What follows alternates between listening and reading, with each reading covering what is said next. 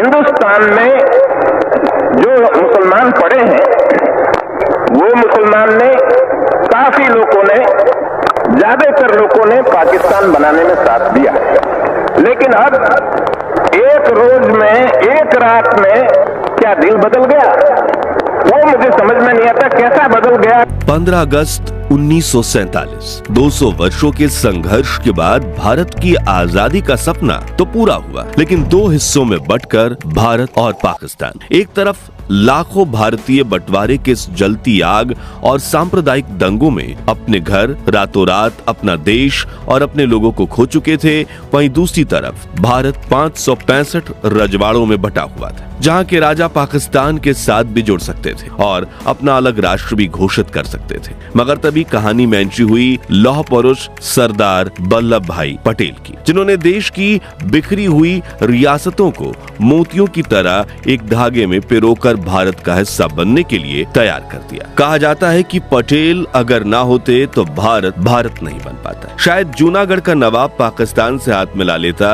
हैदराबाद एक अलग इस्लामिक देश बन चुका होता जो भारत के बीचों बीच जहर की तरह पलता रहता, और कश्मीर तो शायद पूरी तरह से पाकिस्तान के कब्जे में होता। लेकिन कहा जाता है कि इतना ही नहीं, भारत का अभिन्न हिस्सा माने जाने वाले शहर भोपाल, जोधपुर, इंदौर, ग्वालियर, त्वाणकोर शायद देश का हिस्सा होते ही, और इसी डरावने सपने को हकीकत बनाने से रोका सरदार पटेल। लेकिन उन्होंने कैसे हैदराबाद और जोधपुर का भारत में विलय करवाया, कैसे भारत के सिर का ताज कहे जाने वाले कश्मीर को हाथ से फिसलने नहीं दिया, कैसे एक प्लेन क्रैश में पटेल ने मौत को मात दे दी थी, और कैसे थे उनके जिंदगी के आखिरी पल, जानेंगे ऐसी ही कई अनसुने अनकहे किस्से और सुनेंगे सरदार पटेल के वो दुर्लभ भाषण जो आपके रोंगटे खड़े कर देंगे। तो बने रहिए वीडियो के अंत तक।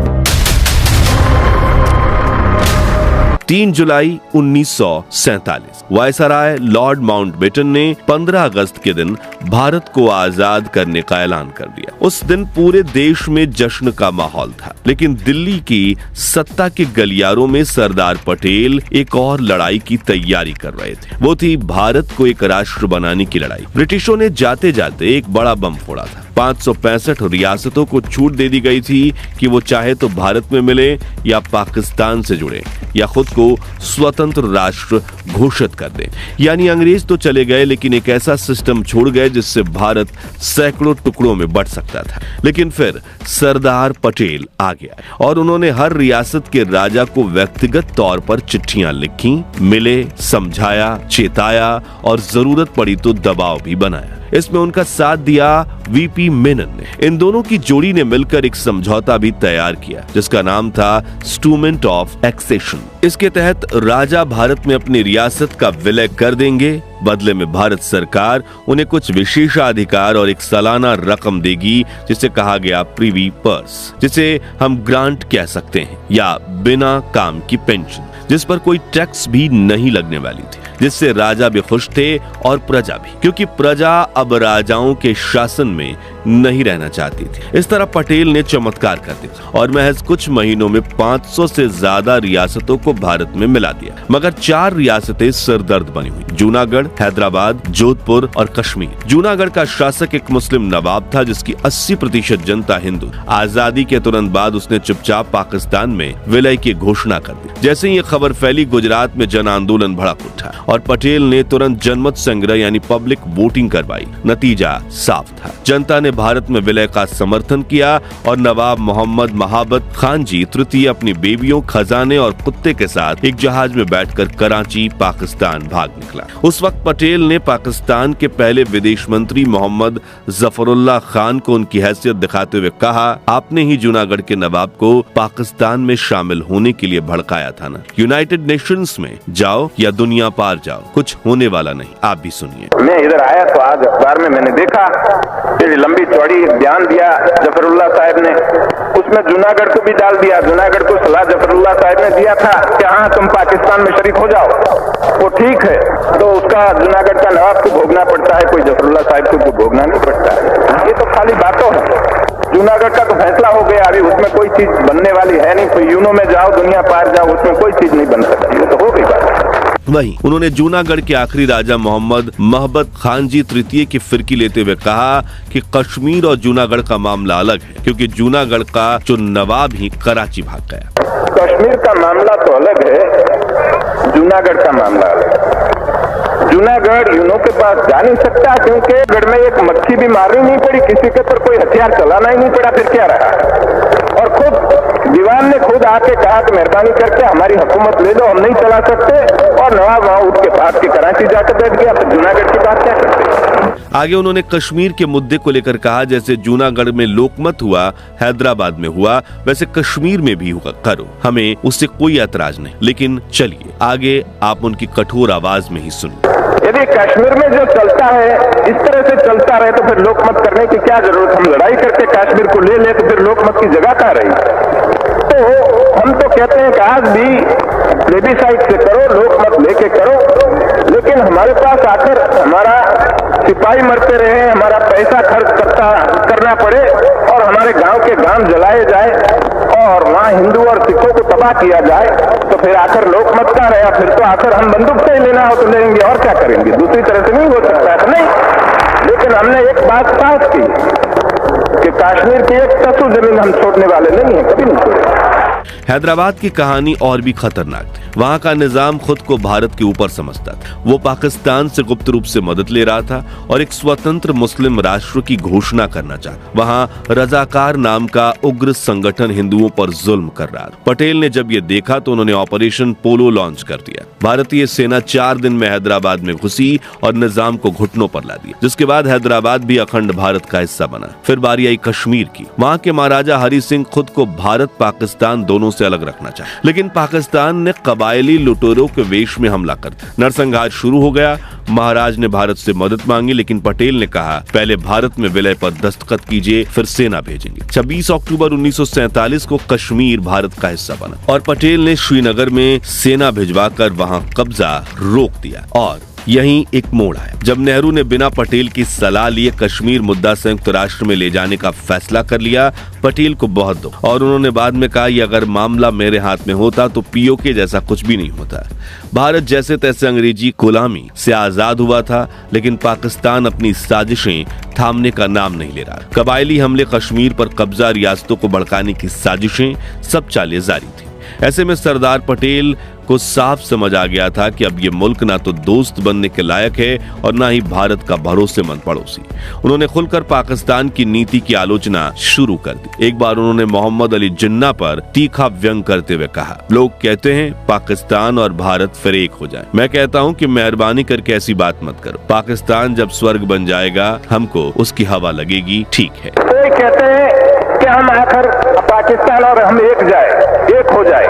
मैं कहता हूं उससे मेहरबानी करके ऐसी बात न करो, वहां बैठे रहने दो। उससे बहुत नुकसान है, वहां बैठे रहने दो, करने दो उनको, पाकिस्तान अच्छा बनाने दो।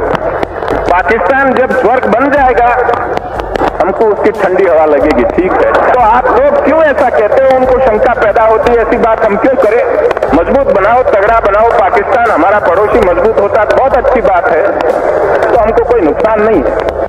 आगे उन्होंने कहा, हम पाकिस्तान का कोई बुरा नहीं चाहते, क्योंकि हमने तो वो आपको राजी खुशी दे दिया, लेकिन हमारी आंख में धूल फेंकने के लिए कोई आवे तो हम कहते हैं कि इस तरह से हम नहीं चलने देंगे, ये काम नहीं चलेगा।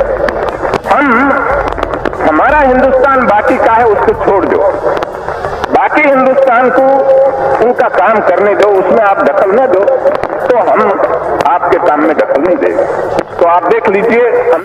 और दोस्तों, क्या आप जानते हैं कि सरदार पटेल पाकिस्तान को 55 करोड़ रुपए देने के बिल्कुल पक्ष में नहीं थे, और इसका जिक्र खुद पटेल ने एक भाषण में किया था कि आपको यदि 500 करोड़ रुपया चाहिए और इतना हिस्सा हमारा चाहिए तो हम देने के लिए, आपका हक हो न हो, ज्यादा हम देने के लिए भी तैयार है। लेकिन मैंने लिख के दिया था कि यदि ये रुपये से गोली चलानी हो कश्मीर में तो हम इस तरह से रुपया नहीं देंगे। तो कश्मीर का फैसला हो जाए, उस रोज पैसा ले जाओ तुम्हारा। इसी बीच कहानी में एक और ट्विस्ट आया, जो था जोधपुर। दरअसल जिन्ना को भोपाल के नवाब से यह आश्वासन मिला था कि वो अपनी रियासत का विलय पाकिस्तान में करें। सरदार पटेल के शब्दों में कराची, जोधपुर और भोपाल को मिलाकर जिन्ना भारत के दिल में एक खंजर उतार देना चाहते थे। अब जोधपुर के महाराजा और सरदार पटेल अच्छे दोस्त थे और वो भारत में ही विलय करना चाहते थे, लेकिन आजादी से 2 महीने पहले ही उनकी मौत हो गई, जिसके बाद 24 वर्ष के हनवंत सिंह जोधपुर के महाराज बने, जिनका फायदा उठाया जिन्ना ने। वो जोधपुर के महाराज को आर्थिक मदद, कराची पोर्ट का इस्तेमाल, हथियारों की सप्लाई और ना जाने कितने वादे करने लगे ताकि वो पाकिस्तान में मिल जाए। जब पटेल को इस बारे में पता चला तो उन्होंने हनवंत सिंह को सख्त अंदाज में समझाया, अगर आप पाकिस्तान के साथ जाते हैं तो आपकी रियासत की जनता का क्या हो, और जब कभी युद्ध की नौबत आएगी तो पाकिस्तान आपको पहले कुचल देगा। पटेल ने सिर्फ डर नहीं दिखाया, बल्कि जिन्ना जितने बेनिफिट ऑफर कर रहा था उससे ज्यादा फायदे बताए, और इस तरह जोधपुर भारत का अंग बन गया। दोस्तों, बंटवारे के 1 साल बाद पटेल ने कलकत्ता में एक भाषण दिया, जिसमें उन्होंने पाकिस्तान का साथ देने वाले मुस्लिम्स को कुछ कड़े शब्द कह दिए, और उनका ये बयान खूब विवादों का कारण बना था। आप भी सुनिए। हिंदुस्तान में जो मुसलमान पड़े हैं, वो मुसलमान ने, काफी लोगों ने, ज्यादातर लोगों ने पाकिस्तान बनाने में साथ दिया, लेकिन अब एक रोज में, एक रात में क्या दिल बदल गया, वो मुझे समझ में नहीं आता कैसा बदल गया। लेकिन ऐसा भी नहीं था कि उन्हें भारत की मुस्लिम जनता से कोई बैर या दुश्मनी हो। वो सिर्फ इस बात के लिए दुखी थे कि उन्हें खुद भारत छोड़कर पाकिस्तान क्यों जाना है। और 12 फरवरी 1949 के दिन उन्होंने अपनी एक ऐतिहासिक स्पीच में देश के हर धर्म के लोगों को मिलजुल कर रहने के लिए कहा। हमारा कर्तव्य ये है कि हमें निश्चय कर लेना चाहिए कि हमें हिंदुस्तान में जितने लोग हैं सबको मिल के भाई भाई की तरह के रहना है। एक दूसरे के साथ गुरका गुरकी करने से कोई काम नहीं होगा, और इस तरह से नहीं करना है। कोई भी कौम हो, हिंदू हो, मुसलमान हो, सिख हो, पारसी हो, ईसाई हो, सबको यही समझना चाहिए कि ये हमारा मुल्क है। आगे उन्होंने कहा, हम एक खुदा की औलाद हैं, एक ईश्वर की प्रजा है, इस प्रकार हमें रहना चाहिए। जैसे सर्व धर्म का सार सर्व मजहब के लोग थे, एक है, और सब कौम के, सब जात के कोई फर्क न रखे, और कोई ऊंच नहीं, कोई नीच नहीं, और सभी एक समान है। ऊंच क्या और नीच का, पवित्र क्या अपवित्र क्या। पवित्र तो वही होता है कि जो अपना पवित्र जीवन रखता है, अपवित्र वही है कि जो ख्याल अपवित्र रखता है, अपना जीवन अपवित्र रखता है। तो न कोई हमारे में न कोई स्पृश्य होना चाहिए, न अस्पृश्य होना चाहिए, सभी एक समान है। वहीं उन्होंने नौजवानों को झगड़े और टंटे छोड़कर मेहनत करके भारत को आगे बढ़ाने की सलाह दी।